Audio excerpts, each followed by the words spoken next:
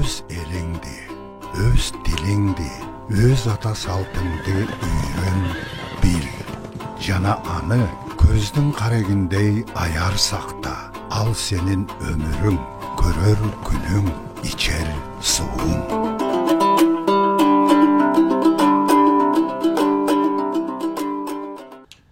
Арбаңыздар, біз жоғарыда өткен көрсөтүүбүздө, буга чейинки көрсөтүүлөрүбүздө үй бүлө маселесине кайрылып келип атабыз.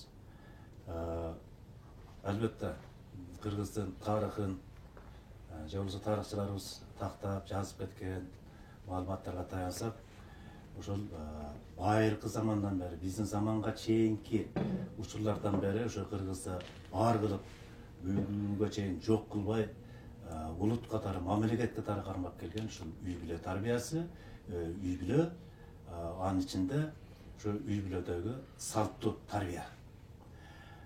Биз балдарга кандай тарбия берип атабыз? Бүгүнкү күндө көпчүлүк үй бүлөлөрдө салттуу тарбия берүүнүн өзүн жоготуп алдык. Ошол атадан балага калчу улуу мурасты биз кийинки муунга бере албай кыйналып аткан кезибиз. Биздин көрсөтүүбүз ошол салттуу улуу мурасты кийинки муундарга кантип өткөрүп беребиз, ошону изилдөө. Ошон үчүн бүгүнкү көрсөтүүбүздө атанын орду үй бүлөдө мамиле болсо, мамилени туура кыла алсак, ошондо гана үй бүлөдө ынтымак болот. Кыргызда айтат, ынтымак бар жерде ар дайым ырыстуу, ошол жерде биримдик болгон үй бүлөнүн мамилесинен көп нерсе талап кылынат. Бул жанагы Кыргыздын түбөлүктүү жашоосуна жок болбой кетүүнүн дагы бир чоң маселеси катары карасак болот. Ошон үчүн бүгүнкү көрсөтүүбүздө ушул үй бүлө темасында, анын ичинде мамилеге көбүнчө көңүл буралы деп атабыз. Ошон үчүн борборубуздагы ошо Кыргыздын салттуу жашоосуна кайрылып, ошону кыргыздарга, башка улуттун өкүлдөрүнө көрсөтө алган, ушундай салттуу жашоо чагылдырылган Супара этно борборуна буга чейин Кыргызга белгилүү ошо Кыргыздын салттуу жашоосун мына 2000 жылдан бери ошо изилдеп, иликтеп, аны ошо жалпы көрүүчүлөргө, жалпы элге тартуулоонун кызматында жүргөн Багдөлөт коомдук фондунун жетекчиси Мелис Мураталиевди бүгүн студиябызга чакырып отурам. Арыбаңыз бар болосун. Мелис мырза, мына жогоруда мен айтып өттүм, аны кайталабай эле коелу, кайталаса мааниси кетет дейт. Деги эле ушул кыргыз үй бүлөсү, анын ичиндеги мамиле куруунун бир маселесине токтолуп берсеңиз. Өзү башында сиз жакшы баштап кеттиңиз. Кыргызды кылымдарды карытып миңдеген жылдар бою Кыргыздын атына затын келиштирип сактап келаткан бир чоң сыр бар да. Ошол сыр эмнеде дегенде, ошол эл катары сакталып. Эл болсок эле биз көбүнө туруштук беребиз дегенде түшүнүк бар да. Ошол элдүүлүк эмнени негизде болот дегенде, өзү бул Кыргыздын жашоо турмушунда, же болбосо Кыргыздын дүйнө таанымында бизди эл кылып, бүтүндүктө, биримдикте, ынтымакта кармап турган улуу күч бул ошол тууганчылык сезим. Тууганчылык жаман эмес, табиятта өзү бул табигый сезим да. Табиятта жада калса адам эмес, жаныбарлар дүйнөсүн карасак, ошол жанагы эме аякта эки эле муун менен чектелет, тууганчылык сезими. Ата менен бала, же болбосо баласы менен энеси, урпагынын деңгээлиндеги гана сезим. Мисалы, азыркы заманда эми баягы технологиялар көп болуп, могу видеого тартып соц тармактарга жиберип атпайбы. Мисалы, тооктагы жөжө үчүн шумкар менен алышып, шумкардын көзүн оюп атат. Ошондой видеолор тарап атат.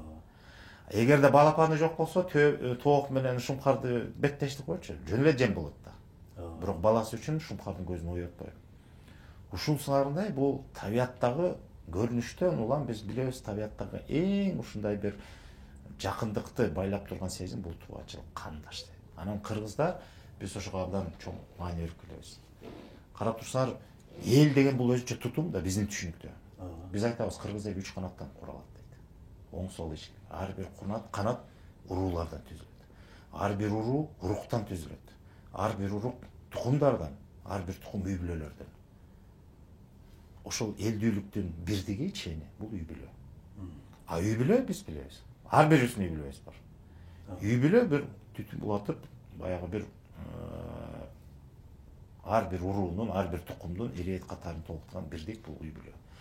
Ошол үй бүлөлөр бул бир тууган үй бүлөлөр бир тукумду түзүп, тууган тукумдар урукту түзүп, анан ошентип барып анан элдүүлүккө берип атпайбыз. Демек, бирдик үй бүлө болуп аткандан кийин, эгерде үй бүлөдө биримдиктин үлгүсү болсо, бүтүндүк болсо, анан ошондой үлгү менен жалпы тутумда ошол бааланса, анда элдүүлүктүн бекемдиги анык. Анда келечек бар. Үй бүлө ынтымак болсо мамлекет ынтымак, биримдик, анан барып бүтүндүккө жетет. Үч түшүнүк дагы үч бөлөк каралат. Ынтымак менен биримдиктин айырмасы бар, биримдик менен бүтүндүктүн да айырмасы бар. Бизде маселе ынтымактан баары башталып отуруп, биримдикке келип, биримдикти бекемдегенден анан бүтүндүктү түзө алабыз. Бүтүндүк бул мындай ажырас бүтүн нерсе. Анан ошол үй бүлөдөгү бүтүндүктү мына бүгүнкү азыркы заманда бизде ошону керек болсо коргоо ала турган чараларды да кам көрүш керек. Мисалы, мен баягы Конституциялык кеңешменин мүчөсү катары бир пикирди, жөн эле мындай пикирди айткым келет, саясатка тиешелүү. Мисалы, азыркы учурда биз салттуу үй бүлө институту деген түшүнүктү да киргизгенге аракет кылдык. Эми ал канчалык деңгээлде ишти ашты, ал башка маселе. Эмне себептен ушул маселе көтөрүлүп атат? Салттуу үй бүлө деген түшүнүк азыркы адамзатына мүмкүн башка элдерге ал кереги жоктур, бирок биз ага муктажбыз. Себеби биздин элдүүлүгүбүздүн сакталышы ачкычы ушул салттуу үй бүлө. Эми үй бүлөгө келсек, салттуу үй бүлө институту деген эмне дегенде, бизде эң биринчиден жанагы ата эне же болбосо эркек менен аял, экөөнүн биримдигинен үй бүлө деп биз ошону тутабыз. Ошол жерде карап турсаңар, кыргызда бир сөз бар. Эки жарты бир бүтүн деп коет. Бул кыргыздын философиясы. Бул эри менен аялы. Ошол экөө эки жарты бириккенде гана бир бүтүн болот. Анан бирисиз бири мүмкүн эмес. Жашоонун маңызы ушунда деген түшүнүк да бизде. Батыштан биз билебиз, жанагы салттуу үй бүлөгө жоо дебейм, бирок каршы турган бир түшүнүктүн бири бул жанагы гендердик саясат. Мен бул жерде аял затын эч басынтайын деген оюм жок, бирок гендердик саясаттын тереңинде аял менен эркектин укугунун теңдүүлүгү жатат. Батышта мүмкүн ошол батыштагы маданияттарга, элдерге ал керектир, мүмкүн алардын өнүгүү жолу ошонун негизинде болгондор. Бирок бизге ал жукпайт. Себеби бизде аял менен эркектин теңдүүлүгү, ал жерде карасаңар мындай бир тождество деп коет, барабардуулук деген сөз. Мисалы, аял эмнени кылса эркек да ошону жасаш керек, же болбосо эркек эмнени кылса аял да ошону жасаш керек деген түшүнүккө барат. Таңылообу же барып таңылбайт, бирок алар ошону жашоонун маңызына айландырып атат. Эмне үчүн аял чектелиш керек? Аял дагы эркек жасаган жумушту жасаш керек. Анан керек болсо эркек дагы аялдын жасаган жумушун жасасын дегенге чейин барып атат. Анан ошонун өзү бизге канчалык деңгээлде жугат? Бизде андай эмес. Бизде Кыргызда мисалы мындай бир чети табышмак, бир чети жашоонун маңызын ачкан бир сөз бар. Асман ачык күн турат, күн жанында ай турат деп кыргыз айтат. Бул эмне? Бул үй бүлөнүн негизин түзгөн аял менен эркек. Же болбосо жашоонун маңызындагы аял менен эркектин орду. Кыргыздын түшүнүгүндө эркек заты өзү күнгө салыштырылат. Күн бул жаратуучу, күч берүүчү, жарык чачуучу, мындай бир жашоонго өбөлгө болчу бир негизги күч. Күндү көрүп биз суктана албайбыз. Күндүн жарыгы менен, күндүн нуру менен жашоо уланат, жашоо болот дегендей да. Ал эми ай деген, ай өзү нур чачпайт, бирок күндүн жарыгын чагылыштырат. Айдын да өзүнүн орду бар. Түн ичинде жарык чачат, сулуулукту, көрктүүлүктү берет. Анын дагы бир таасири өзгөчө. Анан аял затын айга салыштырат кыргыздар. Биз аял затынан бир нерсени күтпөшүбүз керек, жасасын, мынтсын, тегинтсин, бир камкорлук кылсын. Жок, камкорлуктун, коргоочулуктун, табыш-кериликтин бүт милдети, жоопкерчиликтин милдети эркекте. Үй бүлөнүн стратегиясы, үй бүлөнүн деңгээлинде карап атам. Ошол нерсенин баары эл кишиде, эркекте. Үй бүлөнү камсыз кылыш керек, коргош керек, табыш керек, жоопкерчилигин алыш керек. милдет пулоолу менен алыш керек. Ал эми аял киши эмне болот? Аял болсо, ал ошол эркек киши тапканды, эркек киши камсыз кылганды, чогултканды, үйгөндү баарын ошонун тапканын баарын берекесин арттырат же ошону уютат дейт. Мисалы, үй деген сөздө ошондон келип атпайбы? Эркек сырт, эркектин алкагы сыртта. Ал сырттан деп коет го. Ал сырттан келип аңлайбы, эмне кылабы, кызмат иштейби, эмне кылса тапканын үйгө алып келет дагы ошону үйөт, чогултат деген сөз. Үй деген ошондон келет. Сырттагы нерсени бир жерге үйөт, топтогон кайсы жака үйөт? Албетте өзүнүн үй бүлөсүнө да. Ошондон үй келип чыккан. Анан ошо үйгө келген нерсенин баарын анан ошонун дагы кыргызда бир жакшы сөз бар. Кыргыздар бүгүн бир аз маани бербей, туура эмес деп пайдаланып сүйлөйбүз. Мисалы, үйдүн куту аял деп коет кыргыздар. Бирок бул сөз төркүнү кандай? Үйдүн куту аял десе, бүгүнкү кыргыздар ошону да туура эмес түшүнөт да. Аял болсо эле мен үйдүн кутумун деп түшүнөт да. Сөздүн мааниси толук түшүнүш үчүн туурасы мынтип айтылат. Үйдүн куту аялда деп айтыш керек. Ошол үй деп үй бүлөнүн жоопкерчилигин алып, милдетин алып, ошонун камкордугун алып, коргоочулук милдетин алып, табышкерлик милдетин алган эркек киши үйгө баарын эмнеден алып келсе, анан ошонун кутун уютуп, берекесин арттырып, ордор менен коюп, ошону эптештирүү, эп деген сөз ошо аялга таандык. Ошонун эбин келтирүү бул аялдын колунда. Эгер ошонун баарын эбин таап, ордорду менен кылып туруп, берекесин арттырып, ошонун кутун уютса, анда үйдүн куту аялда болот. Анда ошол аял үйдүн кутун кармаган аялды. Жанагы кыргыз үйдүн киргенде оң тарабы, киргенде оң тарабы, эпчи тарабы. Ошо эпчи деген ошол аялдын келип. Ошол эпчи дегенден келип. ооба. Эптүү дегенден келип. Эпчи деген сөз боз үйдө мисалы биз билебиз да. Эгер кире бериштен санасак сол тарабы эр тарап дейт, оң тарабы эпчи тарап деп атпайбы. Анан маңдайда төр, ортодо коломто деп атпайбыз. Кире бериш улага деп туруп, мында боз үйдүн бөлүнүшүн айтып келгенде, анда ошол эпчи тарабы бул аял затына таандык. Ошол эпчи деген сөздүн маанисин ошол чыгданды көрүп туруп эле бул үйдүн аялдын ордун билип коесуң дейт. Баары иреттүү, ордорду менен болуп турса, тамаш азыгың бүт, иреттелүү болуп турса, анда эптүү экен деп айтат. Ошол эбин таба алган аял, ошол үйдүн кутун кармайт. Ошон үчүн үйдүн куту аялда деп айтат. Үйдүн куту аял дегенде мисалы мен аялмын болду, мен кутмун деп отурган ал кут болуш оңой эмес да. Ошол кутту кармай алсаң, анан сен куттуу аял болосуң. Аял жакшы, эр жакшы деген сөз ошондо да. Же болбосо ошо тууганчылыктагы мамилени дагы кармоо аялдан да. Мисалы айтып атпайбы, аял жакшы болсо тууган үйүнөн кетпейт, аял жаман болсо тууган үйүнө жолбойт деген мантип лакаптарыбыз бар го. Ал ошондон да мисалы ошол күйөөсү таап келген ырыскыны дагы ошону баягы ээн таап ордорду менен дегеним ошол жакта үй бүлө деген бир тууган мамиле деген бар да, урук тууган деген ынтымак деген маселе бар да. Ошондо дагы ошонун баарын ачкычы аялдын колунда болуп калат. Мисалы, эки жарты бир бүтүн дегенде эркектин өзүнүн табиятынан берилген жөндөмү өзгөчөлүгү бар, аялдыкы өздүнүкү. Ошол экөө бириккенде гана бир бүтүндүккө келе алат. Үй бүлө ошентип курулат. Эми табиятынан берилиптир, аял заты боюна 9 ай көтөрүп бала төрөйт. Аялдан башка эч ким. Эркек болсо урук алып жүрөт дегендей да. Бул жөнөкөй эле нерсе, табигый көрүнүштөр. Анан ошол экөө бириккенде гана бир бүтүн үй бүлө түзүлөт да, ошондон анан уланып, тукум уланат, балдар төрөлөт деген сөз да. Ошол философияны эгер биз бузган болсок, жок, аял дагы эркек кылган жасаш керек, эркек аял кылганды кылыш керек десе, анда ал философияга жатпай калат. Бул биринчи. Экинчиден, ошол биздин түшүнүктө ар ким өзүнүн милдетин туура аткарса, ошондо гана биз төптүккө жетебиз деген түшүнүктө. Кыргызда эриш аркак деген түшүнүк бар. Бул кадимки биздин тиричилик эми жанагы мына өрмөктө да билсек болот, эриш аркак. Эриши туурасына кетсе, аркагы, эриши узундан кетсе, аркагы туурасынан кетет. Мындай чырмалышып атпайбы? Ошондо ал бышыктыкты түзөт. Эгерде жипти жөн эле узундан эле чубалчытып койсок, ал биринчиден самсалап, иретсиз болуп, ал бир бышыктыкты бербейт. Эриш аркак болгондо ошондо ал бышыктыкты, бүтүндүктү берет. Кездеменин токулушу ошондон да. Могу аял менен эркектин үй бүлөдөгү орду эриш аркак болуш керек. Бирөө өзүнүн милдетин аткарса, бирөө толукташ керек, бышыкташ керек.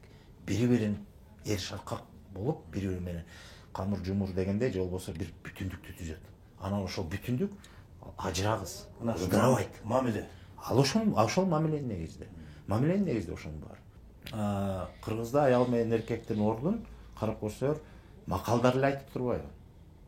Мисалы ата сел, эркек сел болсо аял көл дейт.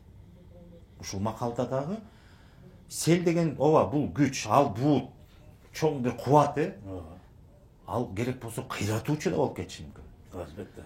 А бирок эненин колунда ошондой ал бут күчтү келип туруп токтотуп туруп көл кылып тундура алат дейт да. Аял көл дейт. Эркек сел болсо аял көл дейт. Сыр кайда. Бул аял затынын күчү да албетте. Бул анын жашоодогу орду дагы. Аял эстүү болсо ал баягы эрди көкөлөтөт деген мааниси да ошондо да. Эркектер ачуу калтырып ийсе, ошо аялдардын орду ошол жерден келип ачуусун басып туруп, ошондой жанагы касиети менен тундуруп, токтотуп, анан ошондо бир убакыт өткөндөн кийин анан калчап туруп, акыл калчагында анан көрүнөт чөт эмнеси экен дегендейчи. Ошол сыңарында да мисалы энелүү жетим, жарым жетим, эрке жетим же жарым жетим дейт, аталуу жетим, толук жетим. Мен башкача маанисин айткам, себеби мындай. Энелүү жетим атасы жок, энеси бар болсо ал жарым жетим дейт. Аталуу жетим энеси жок болсо анда толук жетим дейт. Себеби толуктук жоголот дейт да. Аял киши эркек жок болсо да үй бүлөдө бир нерсени кармап, балдарды өстүрүп, тыңдап кеткенге эттүүрөк. Эркек киши андайга жок эмес. Ал сырткы көп нерсе менен балага тарбия берүүдө уже толуктукту камсыздай албайт экен. Эми ал башка маселе. Мисалы аял менен эркектин жөнүндө, орду жөнүндө аялга карата болгон мамилелер. Мисалы келин жөнүндө маселе кылалычы. Мамиле жөнүндө айтып атпайбызбы үй бүлөдө? Бизде азыркы күндө чоң мамиле көйгөйлөрдүн бири мисалы жанагы биз көрүп атпайбызбы? Мурда жылы канча 1-2 жыл болуп кеттиби? Геленизация деп уран чакырып. Биздин эле кыргыздын кыздары алып чыгып атат. Мен чай куюп айым деген маселени эми биз өзүбүздө бар нерсени дагы жоготуп баратабыз. Себеби эгерде баары жайында болсо андай маселе козголбойт эле, мен түшүнөм. Экинчиден эмне үчүн козголуп атат? Себеби ошол келиндерге болгон мамиледе бизде да бузулду да, аны моюнга алыш керек. Мисалы, илгери мындай карасаңар, биздин макалдарыбыз, же болбосо биздин каалоо тилек баталарыбызды деле укпайбыз. Уксак, ошондор жандырмага жатпайбы?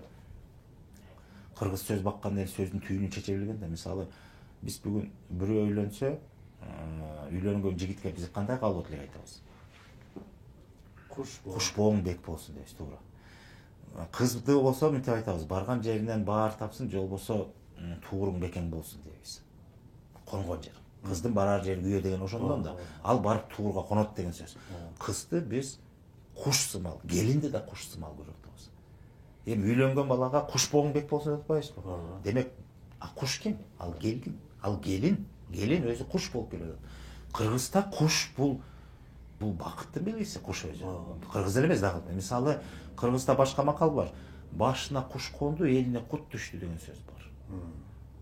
Башына куш конгон адам бул куттун ээси болот деген сөз. Мисалы, Сыдыкбековдун Көк асаба романын окусаңар, ушул кыргыздын улуу салтта баяндалат. Башына куш кондура, конобу конбойбу деп кушту агытып туруп, анан ошол жана ырымдап атат да, башына консо, анда кут түшөт, анда элибиздин келечеги бар деп атат. Жанагы ажоо өлгөндөн кийин баласына жаш дегенге ошондой ата салтын карманып туруп, кушту учуруп туруп, анан конобу конбойбу дейт. Куш бул ошондой бир куттун белгисинде. Анан келинди биз ошол кут катары, куш катары көрүп атпайбызбы? Ыйыктык десек болот. Же болбосо аязатына болгон мамиле. Эмне үчүн келинди биз кут катары көрөбүз? Себеби ошол келин бул үйдүн тукумун улоого негизги себепкер болот. Келин болбосо каяктан тукумуң болот? Ошон үчүн аны куттай көрүп атпайбы? Анан ошол куш боң бекем болсун деген сөз, ошону кармап кал, учуруйбе деген мааниде да. Эркекке карата бата болуп атат, бирок насаат сөз болуп атат, ошо жигитке, жаңы үйлөнгөн. Ошол кутуңду учурбай, кушуңду кармап кал деген сөз. Ошол келинди сен өз кылган. Кереге да салыштырып атат да келинди. Ал башка маселе. Ич ошондон баштап, азыр барып ошого айтабыз. Анан ошол келинге болгон мамиленин көрүнүшү кандай? Буну асырап атат. Ошон үчүн кызда куданын эки түрү болот го. Эми бүгүн биз мынтип айтып калдык. баш берген баш алган, же болбосо кыз берген кыз алган куда деп коебуз. Мурдараак мындай деп айтып жүргөн да кан куда деп айтат. Мисалы бүгүн биз кан куда дегенди угуп калдык. Кимди айтабыз кан куда десең, көптөрү билбейт. Кан куда деп кимге кайрылат? Эгер бирөө кан куда болсо андан экинчи түрү да бар экен да. Эми ал одон угулат, кан куда анан кул куда деген түшүнүк бар. Ошондон улам биз билип атабыз, кан куда деген бул кыз бергенди кан куда дейт. Кыз алганды, баш алганды кул куда дейт. Себеби биз келин алган тарап, келин кыз берген тарапка барганда эмне кылат биринчи? Кулду курат да. Кулду куруп туруп баш ийип атпайбы? Кулдугубуз бар деп. Экинчи тарап ооба кулдугун кудайга деп туруп, анан тилегин айтат. Эмне үчүн ошентип кулдук бар деп атат? Себеби ушул сөздүн жандырмагында да өтө чоң маани жатат. Бул кызды барктоо, баалоонун ачкычы да. Мисалы биз келин алып атабызбы? Бирөөнүн кызын алып атабыз да келин кылып. Анан ошого кулдук курганыбыз себеби биздин тукумубуздун уланышына силердин кызыңар себепкер, силерден кут алып атабыз деп, кызды алып атабыз деп, куш алып атабыз, кут алып атабыз деген мааниде, анан өмүр бою карызбыз деген мааниде кулду курулат. Анан ошол куданы кыргыздар кан куда дейт. Кан куда деген ал кан катары, сен кул катары деген мааниде. Мамиле да бул жерде. Бирок тиги тараптагы мен ушундай жагдайдамын деп албай эсирип каалаганын кылбайт. Ал деле кулдугун кудайга деген сөздүн жандырмагы кудайга жаксаң, мага жаккан болосуң деген мааниде. Болду. Кудайга жагуу деген сөз бирөөнүн баласында сен өзүңдөй көр деген мааниде. Кудайга жагуу деген ошол. Анан ошондо эки тарапты бирөө кан куда болсо, бирөө кул куда деп коет. Мына ушул мамилелерден өтө чоң маселе. Бул философия, мына бул ар бир кыргыздын башына келчү нерсе. Мына келинди ошентип асырап алат да. Келинди анан куш, кут иретинде көрүп, аны кармап калсаң, анда сен куттуу болосуң. Андан сен тукумуң уланат, анан бүлөң кадимкидей бактылуу таалайлуу болот деген сөз да. Анан сиз айткан маселе кыргызда эми ошол келин келгенден кийин келинге карата мамиле кандай уланат дегенде кыргыз айтат, керек сага айтам, келиним сени уктайт. Бул сөздү кээ бирлер кандай айтат, эми баягы түз айткан эмес, мындай деген. Туура, анын баары бар, бирок бул жерде карасаңар сөздүн макалдын экинчи уланышы да бар. Экинчи биз аны мен айтпай, угум сага айтам, уулум сени уктайын сөзү бар. Бул жерде бир кыргыздын даанышмандыгын карасаңар, келинден баштайлы. Албетте, келин деген бул башка бүлөнүн кызы, бияка жаңы бүлө болуп аралашып аткандан кийин үй бүлөнүн ичиндеги кээ бир нерсени, майда чүйдө нерсени билбей калышы мүмкүн. Жаңылып калышы мүмкүн, адашып калышы мүмкүн, маани бербей калышы мүмкүн. Бирок ошондо сен аны билбейсиң деп аны жемелегенге акыбыз жок. Бирок аны түшүндүрүш керек да. Анан түз айтып, мындай болду, тигиндей болду десе, келин ал сөз кандай тиет, оор тиеби, түшүнөбү, түшүнбөйбү деп биякта кайненеси мисалы отуруп, көрдүңүзбү, ошону санаркап атат. Келинге түз айтып, бунун туура эмес болуп калды дебей, көңүлүн оорутпай, башка үй бүлө мүчөлөрүнүн көзүнчө дагы аны мындай тарбиялагандай болбой, аны эмне дейт? Аны айтып туруп, ушундай бир чогуу чарана отуруп, мындай дастаркон үстүндө улуу даамсыз отуруп туруп, бир окуяны айтат.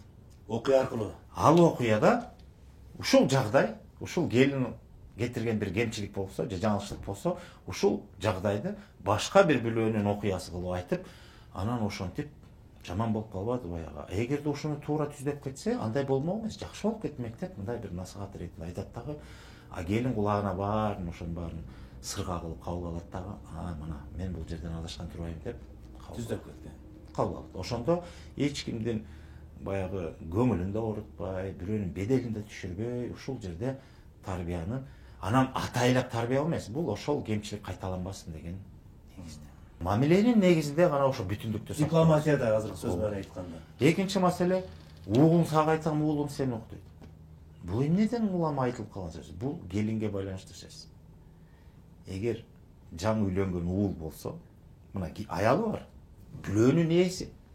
Ал уже өзү түтүн булаты бир бүлө болду да. Ошондой балдарга ата-энелер түз маанисинде балдардын туура эмесин айтчу эмес экен, келиндин көзүнчө. Себеби баланын дагы беделин түшүрбөш керек.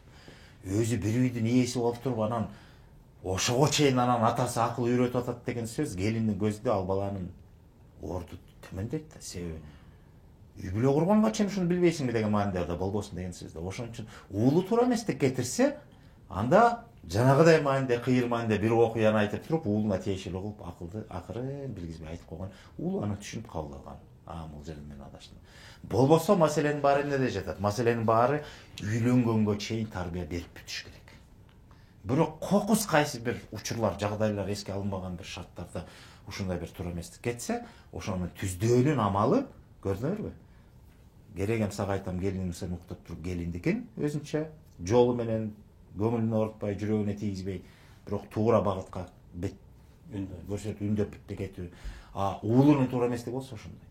Эгерде уул үйлөнө эле уул катарында болсо, анда түз эле айтып эле бул жериң мындай тиңдей деп тарбиялап, керек болсо этин оорутуп да коет. Эми ал илгери ошондой болгондой. Ойнок балдар болсо таптак. Эми көрдүңөр, бул жерде ошол мамилени сактоо, бирөөнүн көңүлүнө катуу тийбесин деп. Ошол үйлөнгөн уулу келиндин көзүндө, анын көзүндө ал өзүнүн ордунун төмөн түшпөсүн деп туруп, экөөнүн ортосунда мамиле бузулбасын деп, ата энеси баласына болгон мамилени кайрамыз. Мына улуу мурас.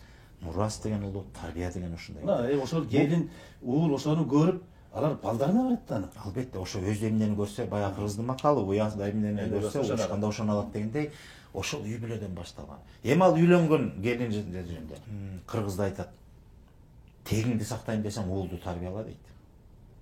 Улутту сактайм десең, же элди сактайм десең, анда кызды тарбияла дейт. Кыздын орду эркек бала караганда өйдө турат. Керек болсо. Уулуң дейт, сенин тегиңди гана улантат деген мааниде да. Улутту же элдик сактайм десең, сен кызды тарбияла деген, бул жерде кандай түшүнөбүз? Кыздын орду эмне? Ал эркектен да милдети жок. Бул жерде анын орду жөнүндө, анын кызга карата мамиле жөнүндө. Анан бунун баары жөндөн эмес. Бунун баарын биз билебиз. Мисалы, кызга карата айтылганда, кыз чийден тышкары деп коебуз. Кыздын барар жери күйөө деп, кыз деген бөлөк бирөөнүн бүлөсү деп коебуз. Кыргызда бул эмне үчүн? Себеби биз кызды тарбиялоо деген сен барар жери күйөө, баары турмушка бересиң да, ошондо бул жерде экинчи маселе келип чыгат. Жанагы кыргызда тыюу деген маселеде кызды 40 үйдөн тыюу деп коет го. Дейт, бар ошондой. Бул сөздүн мааниси эмне? Бул жерде ошо кызга болгон мамиле, анан кыздын орду кандай экенин азыр талдайлы. Мисалы, 40 үйдөн тыюу деген сөз, бул түз мааниде 40 үй деген сөз кыргызда мындай: 40 үйлүү кыргыз деп коет, 40 үйлүү кыргыз эли деп коебуз. 40 улуу сан катары карап. Эми ал андан тышкары 40 деген бул толуктук, бүтүндүктө, төптүк деген. Мисалы, 40 үйдөн тыюу деген сөз кызды деген бир эле үй эмес, жалпы эл кыргыз эли тарбиялайт деген мааниде. Тыят деген мааниде. Анан ал эмне үчүн? Же болбосо түз мааниде мындай: кыргыздын бир кызы, кимдин кызы болбосун, бирок эгер анын бир туура эместиги болсо, катардагы кыргыздар, башкалар, башка үй, башка бүлө, башка урук болсо да кызды тарбиялаганга акылуу деген сөз. Тый деп атат. Башкалардын укугу бар экен да айтканда. Укугу бар деген маанини түшүндүрөт. Тый деген сөз болуп атпайбы? 40 үйдөн тыюу, тыя берет деген сөз. Качан тыят? Эгерде туура эмес болсо, чектен чыкса. Бирок бул сөздүн оңгусу, кызга 40 үйдөн тыюу деген сөздүн оңгусу, бул ата энесине болгон талап. Мисалы мындай да, ким эле өзүнүн кызына башка бирөө тарбия бергиси келип каалайт? Каалабайсыз да? Албетте. Мен кызым болсо, башка бирөө мен кызымды тарбиялабасын, андан көрө мен тарбиялайын дейсиң да. Эгер башка бирөө тарбияласа, демек сен тарбияң начар деген сөз да.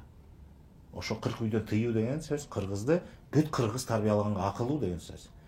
Бирок бул ата энесине талап. Кыздуу болдуңбу? Талап, сен кызды тарбияла деген сөз. Кандай тарбияла? Бул жерде жанагы улутту сактайм десең, кызды тарбияла деген сөзүн жандырмага. Кыздын барар жери күйөө дейт. Кыз деген турмушка чыкканда башка бүлөгө барат. Ал башка бүлөгө барса, мисалы, башка урууга барат. Болбосо башка улутка да барат ошондой. Ошондо мисалы ойлоп көрсөк, башка улутка, башка элге турмушка чыкса, ал кыз барып ошол жерде келин болот, тинтет, баскан турганы, кыймылы, жашоодогу, турмушта ээлеген ордуна жараша ал баа алат. Анан баасы мындай болот. Мисалы, баланчанын бир Асандын кызы дебейт, же Үсөндүн кызы дебейт. Бир эле сөз менен кыргыздын кызы ушундай экен дейт. Улутка, элге, улутка баа берилет. Себеби алар териктирбейт. Алар айтат: бул элдин тарбиясы ушундай экен. Жакшы болсо жакшы дейт, мыкты экен. Кыргыздын кыздарын карачы ушундай экен. Ооба. Жаман болсо айтат, кыргыздын кызын көрдүм, момундай экен деп коет. Ошону ойлогон кыргыз. Ошон үчүн кызга мыктап тарбия берген. Сырткы чөйрөгө элдин өкүлү, жүзү болуп барат. Анан барган жеринде анын аяктын дагы талабы башка болот да, бирок ошол талапка да көнүгөн ал башка маселе. Бирок өзүн көрсөткөнүн, билгенин, билимин, жүргөн турганын, өзүнүн багы адебин ал үй бүлөнүн адеби эмес, ал бүтүн элдин адебин көрсөтөт деген сөз. 40 үйдүн тыюу дегенде мааниси мына ушундай. 40 үйдөн тыюудан мааниси ушул. Сен мен кыздуу болсом, менин кызым эмес, ал кыргыздын кызы деген маанинде. А кыргыздын кызы кандай болуш керек? Үлгү болуш керек, кыргыздын жүзү болуш керек деген маанинде мен кыргыз кызыма мыктап тарбия беришим керек. Сактуу тарбия. Эгер бере албасам, катарда кыргыз кызымды тыят деген сөз. Ал эң оолу кызга эмес, мага оорут этсе, мен кызымды тарбиялай албай алган турбаймбы деген маанинде. Мына кызга кандай мамиле берген? Кызды ошондой кылып асыраган кыргыздар. Анан Кыздын 40 чачуулуу деген сөз ошондон келип чыкты. 40 чачуулуу деген 40 өрүм бар го кыздын. Кайсы убакта 40 өрүм бойго жетип келген маалда кыздарды турмушка чыга элек, бирок бойго жетип калган кезде 40 өрүм кое берип чачты. Жетилди деген сөз. турмушка берсе болот деген. Турмушка даяр деген маанинде. Демек, 40 өрүм деген ошо 40 үйлүү кыргыздын кызы деген маанинде. Байланыш да. 40 чачуулуу деген сөз, ал кыз сенин кызың эмес, ал кыргыздын кызы деген маанинде сый көрсөтүү кыздарга. Кыргыздар айтат го, кыз үйүнө төркүнүнө келгенде төрдөн орун алат дейт. Ооба. Атасы тең катар, апасы менен тең Эмне катар. үчүн дегенде, себеби ал үй бүлөлүк деңгээлде эмес. Негизи эле сыртта жүргөн кыздар үйүнө келди, журтуна, мекенине келди дегенде эң сыйлуу орунду алат, төрдөн эл. Себеби ал биздин элдин өкүлү болуп сыртта дүйнөдө жүрөт. Башка чөйрөдө биздин өкүл болуп, биздин жүзүбүздү таанып атабы, өз үйгө келгенде андан өткөн сый бар. Көрдүңүзбү? Мына ошол аял затына болгон аял затына болгон мамиле, ошол жанагы 40 чачуулуу деген сөздүн жандырмагы ошол. Кыздын 40 чачуулуу деген сөзү ошол бүтүндөй элдин өкүлү катары сырткы дүйнөдө ал жөн жүргөн жок. Ал улуттун кызматында жүрөт. Ошон үчүн кыргыздар айтат, уулдун урматын көр, кыздын кызматын көр деп айтат. Мана кыздын кызматынын маанисин ушундай деп түшүнсөк болот. Эмил Мелис мырза, уулдарды кантип тарбиялаганбыз? Мисалы, кыргызда бир улуу сөз бар. Атадан 3 ул туулат деп. Атага тең ул, атадан кем ул, анан атадан артык ул деп ушу уулга карата берилген 3 эле баа болот экен. Анан ушул жагына келгенде да бул жерде да бир жашоонун маңызы жатат да, айкын көрүнөт да. Мисалы, уулдар аркылуу биз улуттун, элдин деңгээлин баалайт экенбиз. Мисалы, атага тең ул чыкса, бул атага чейин кандай турмуш жолу уланса, ошону эле улантып кетет. Артыгы жок. Кемибейт, бирок бир деңгээлде, бир калыпта. Мындайынан карап көрсөк, бул жакшы уланат, бирок өсүү жок бул жерде. Атадан кем чыкса, ул анда атасы эмне кадыр бар жыйнайып атага чейин эмне келсе, ошол тукумда мурасы анын ичинде, баалуулугу, акыл казынасы дейбизби, ошону кемиткен болот. Маани бербей жоготкон, унуткан болот. Же болбосо ошонун баарын атасынын бетин жер каратып, ушундай бир уяткарып бастайт. Бул элдин Келечеги эмес бул. Келечеги жок деген сөз. Атадан артык болсо, анда бул өсүү өркүндөө дегенди. Өсөр элдин балдары атадан артык болот. Себеби буга чейин ошол тукум, уруу же эл эмне жетишкендик бийиктикке жетсе, эмне тажрыйба топтосо, эмне дараметке ээ болуп келсе, ошону дагы байытып андан арттырып атат. Кийинки деңгээлге чыгарып бийиктетип атат. Ошондой уулдар болсо, анда өсүү болот. Мисалы, бир күнү Шамдан атасына келип айтат экен. Ата дейт, кыргызда сөз бар, атадан 3 ул туулат дейт. Ошонун артык ул деген наамына мен татыдым окшойт деп бир мактангысы келген окшойт да. Анан атасы көп ойлонбой дароо жооп бериптир. Жооп бергенде дагы мындай баласына ушундай бир аяр, мээрим төгүп карап туруп, кыракы да эми кантсе да жантай карап туруп айткан экен. Уулум дейт, сен аркаңдан дагы бир Шабданды жаратсаң, ошондо менден артык болосуң дейт. Ушул жерде ошо артык уулдун баасына жетүү маселеси турат. Эмне үчүн Шабдан жана антип айтты? Себеби Жантай кыргызга таанылган бийдин бири. ооба, Көп бий болгон, ошонун бири болгон. ооба. Кыргызга белгилүү. А Шабдан кыргыз эмес, бүтүн Россия империясына таанылган. Эмне деген элди кучагына алган бүтүндөй империяга төбөсү көрүнгөн инсан болот атпайбы? Эл аралык деңгээлде. Мында карасак эл аралык деңгээлде атасынан артык болот. Ооба. Бирок ошол атасынын сөзү менден артык болуш үчүн дейт, сен өзүңдүн аркаңдан дагы бир Шабданды жарат деп атпайбы? Эмне себептен ушул сөз айтылды? Ошол Жантай бий болуп турган кезде, Шабдан эс тарткан кезинен баштап Шабданды, бала кезинен эле 5-6 жаштан баштап өзүнө такай жанына алып жүрчүкөн. Баласынан дайым айтып жүргөн да. Балам, көрдүңбү, маселени ушинтип чечет. Талаш тартышты ушинтип жөнгө коет. Элчиликти ушундай кылат, согушту ушинтип токтотот. Чатакты ушинтип тыят деп өзүнүн кылган ишин кайра баласына кайра куюп атат, сиңирип атат. Деп баласына ушинтип баарын үйрөтүп келген экен. Көрдүңөрбү, бул жерде анан ошонун баарын бала кезинен баары көрүп, өзүнүн боюна сиңирип, акылына уютуп, анан Шабдан болот. Мына ата менен баланын ортосундагы мамиле, анан тарбия. Бул жерде тарбияга келгенде ошол атасынан артык уулду чыгарыш деген оңой эмес. Ошол уулга сен бала кезден туура тарбия берип, сен билгенди балаңа үйрөтүп, анан ошол сен билгенди балаң үйрөнгөндөн кийин анан өзүнүн салымын кошсо, анан сенден артык болот да. Мелис мырза, бизге бөлүнгөн да убакыт чектелип баратат. Ошон үчүн биз бүгүнкү көрсөтүүбүздү жыйынтыктайлы деп атам. Сиздин ошо келип ушундай маанилүү, өтө маңыздуу, терең эртеңки кыргыз кандай болуш керек? Кыргыздын келечеги кандай болуш керек? Анын түбөлүктүүлүгүнүн маңызы эмнеде? Тамыры эмнеде? Мына ушул маселени айтып бергениңиз үчүн сизге ийгилик каалайм. Ушуну менен көрсөтүүбүздүн соңуна чыгабыз. Кийинки көрсөтүүдө мына биз үй бүлөдөгү мамилени айттык, агыбыздын жетишинче ачып берүүгө аракет кылдык. Кийинки көрсөтүүдө ошо бала тарбиялоо. Биз эми көбүнчө балага келдик да. Кантип биз балдарга салттуу тарбия беребиз? Мына ушул багытта болмокчу. Саламаттарыңыздар. Өз элиңди, өз тилиңди, өз ата салтыңды үйрөн, бил. Жана аны көздүн карегиндей аяр сакта. Ал сенин өмүрүң, көрөр күнүң, ичер сууң.